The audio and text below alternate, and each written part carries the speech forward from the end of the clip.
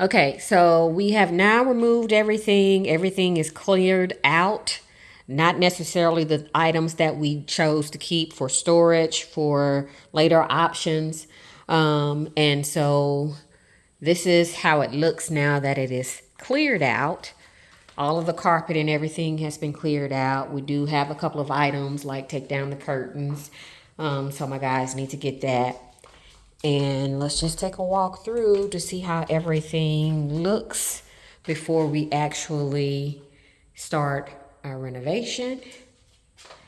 And the next step is going to get the AC unit done, as well as glaze this tile. As you can see, it's green, nasty green.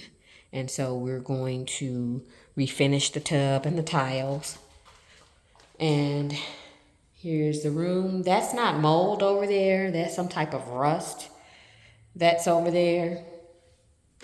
So we have to get that cleaned. So pretty much, yeah, everything has been cleared out. This house has a large backyard and a storage unit that's out there. So huge yard. We have another bedroom with all of the items that have to be cleared. Okay, so this is a 3-bedroom house. As I mentioned before, living room, and everything's clear. So I'll be back with some more updates.